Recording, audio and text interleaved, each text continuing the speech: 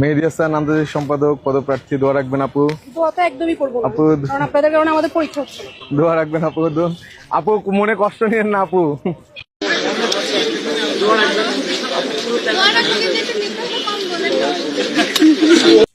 আসসালামু আলাইকুম, সবাইকে নতুন একটা ক্লাসে স্বাগতম। আজকে বিষয়ে কথা বলবো ডাকসু বা ঢাকা বিশ্ববিদ্যালয় কেন্দ্রীয় ছাত্র সংসদ, ঢাকা ইউনিভার্সিটি সেন্ট্রাল স্টুডেন্ট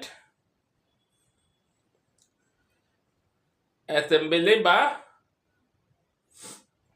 সংক্ষেপে ডাকসু। ডাকসু ঢাকা বিশ্ববিদ্যালয়ে প্রতিষ্ঠিত হয় 1921 সালের 1 জুলাই এবং ডাকসু প্রতিষ্ঠিত হয় 1923-24 শিক্ষাবর্ষে এবং পরবর্তীতে সংসদের মাধ্যমে 1953 সালে ডাকসু নামকরণ করা হয়। প্রথমে ছাত্র সংসদ নামে নামকরণ থাকলেও পরবর্তীতে ডাকসু নামে নামকরণ করা হয়। এটি বাংলাদেশের প্রায় দ্বিতীয় সংসদ বলা চলে এবং বাংলাদেশের রাজনীতির একটি উল্লেখযোগ্য হাতিয়ার এই ঢাকা বিশ্ববিদ্যালয় কেন্দ্রীয় ছাত্র সংসদ নির্বাচন। ছাত্র সংসদ আপনি যদি দেখেন বিপি নূর কিন্তু ওর নাম ছিল নূর, পরবর্তীতে ডাকসু নির্বাচনে ভিপি হওয়ায় তার নাম হয়ে গেছে বিপি নূর।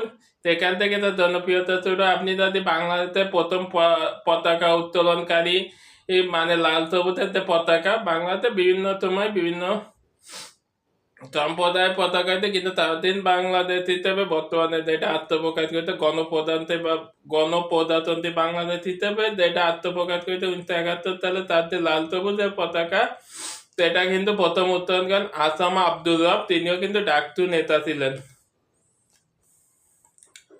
এছাড়া 52 ভাষা আন্দোলন, 62 শিক্ষা আন্দোলন, 69 গণ অভ্যুত্থান, 71 মুক্তিযোদ্ধা এবং 90 ছাত্র আন্দোলন এবং 24 ছাত্র আন্দোলন, সবকিছু মিলে ঢাকা বিশ্ববিদ্যালয় তার ডাকসুর একটি উল্লেখযোগ্য ভূমিকা।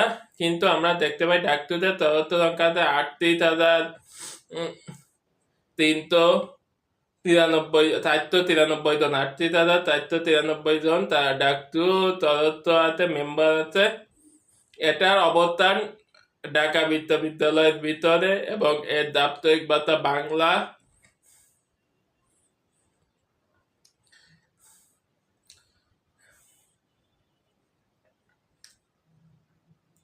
বাংলা ডাকসু বা ঢাকা বিশ্ববিদ্যালয় কেন্দ্রীয় বাংলাদেশের দ্বিতীয় সংসদও বলা চলে এবং গণপ্রজাতন্ত্রী বাংলাদেশ সরকারের একটি উল্লেখযোগ্য উপাদান হিসেবে ডাকসু কিন্তু কাজ করেছে। সবাইকে এ পর্যন্ত।